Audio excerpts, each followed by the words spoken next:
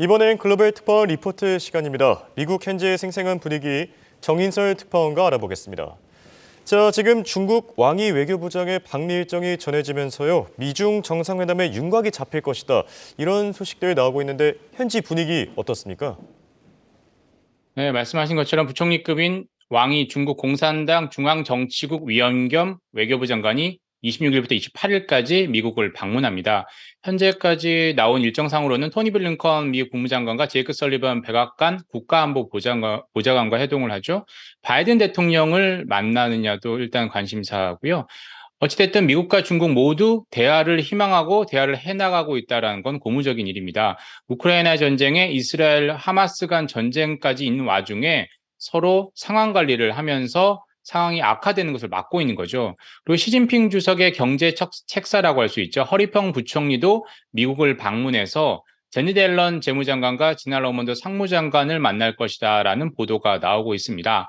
또 전 중국 국가대표 농구선수죠. NBA에서도 뛰었었고요. 야오밍을 비롯한 민간 중국 사절단도 뉴욕을 방문해서 양국 교류를 이어갑니다. 그리고 마찬가지로 부총리급이죠. 미국의 제재 대상이었던 리상푸 국무위원 겸 국방부 장관이 해임이 됐습니다. 러시아 무기를 불법 구매했다는 이유로 미국 제재를 받았는데요. 중국은 리상푸에 대한 제재를 풀어주지 않는다라고 미국과 지난번에 군사회담을 거부했습니다. 그런데 그런 리상푸 국방장관을 해임했습니다. 이런 움직임을 보면 미중 관계만 놓고 보자면 서로 유화의 제스처를 보내고 있다 이렇게 볼 수가 있겠죠. 블룸버그 통신 등은 리상푸 면직으로 인해서 1년 이상 중단된 미중 고위급 군사회담이 재개될 수 있다라고 전망을 했습니다. 결국 최종적인 관심은 이런 미중 간의 대화가 미중 정상회담으로 이어지냐 여부입니다. 현재까지 대부분의 미국, 중국 언론들은 미중 정상회담으로 가려는 초기 움직임으로 해석을 하고 있습니다. 오는 11월 11일부터 미국 샌프란시스코에서 열리는 에이펙 정상회의에서 시진핑 주석이 미국에 온다라고 하면 6년 만에 미국을 방문하는 것입니다.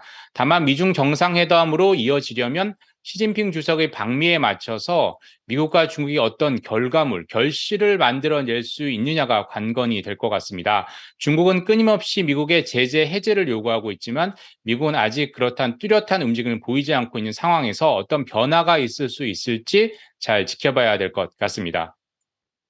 네, 그리고 밤사이 속보로 전해진 소식이었는데요. 톰 에머 후보가 지금 후보직에서 사퇴하겠다라는 얘기도 전해졌습니다. 현지 반응도 궁금하고 또 이번 주에는 파월 연설을 비롯해서 주요 경제 지표들도 많이 예정돼 있거든요. 같이 짚어주시죠.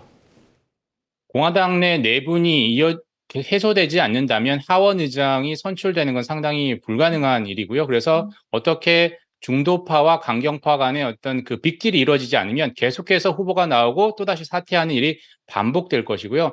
11월 이제 임시 예산안이 나올 때까지 되지 않으면 또 다른 임시 예산안을 내놓을 가능성이 큽니다. 그런 상황에서 이제 미국 동부 시간으로 25일 오후에 파월 의장이 공식 석상에 섭니다. 이 자리에서 전쟁과 최근 금리 변동 상황에 대해서 어떤 언급을 할지 봐야 할 것 같고요. 두 번째 관전 포인트는 미국 경기입니다.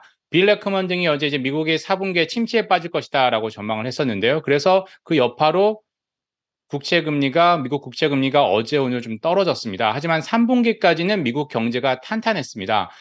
미국 시간으로 26일에 발표되는 3분기 미국 성장률이 아주 높게 나올 것으로 전망이 되고 있죠. 3분기에 전분기 대비 연율 기준으로 4.3%, 최소한 3% 이상은 나올 것으로 예상이 되고 있습니다. 전분기인 2분기에 성장률이 2.1%였는데요. 거의 2배 이상이 되는 거죠.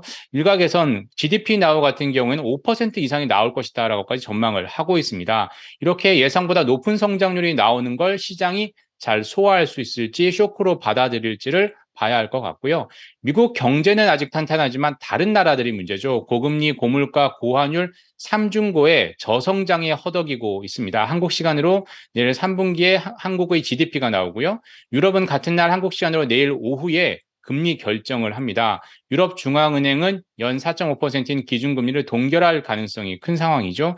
지난해 7월 이후 10회 연속 기준금리를 올리다가 1년 3개월 만에 금리를 동결한다면 긴축을 일단 잠시 중단하게 되는 겁니다. 그리고 미국 시간으로 27일 금요일에 9월 PC 물가가 발표됩니다. 헤드라인 물가는 전달과 비슷하고 근원 물가는 천천히 둔화할 것으로 예상이 되고 있죠. 그리고 이번 주는 실적 발표 시즌이 계속해서 이어집니다. 미국 시간으로 25일에 메타, 26일에 아마존과 인텔 등 빅테크 실적이 연이어 나옵니다. 전체적으로 보자면 이번 주에도 전쟁과 미국 경기 전망이 어떻게 되느냐에 따라서 뉴욕 증시와 채권 시장이 움직일 전망입니다. 지금까지 워싱턴에서 한국경제신문 정인설이었습니다.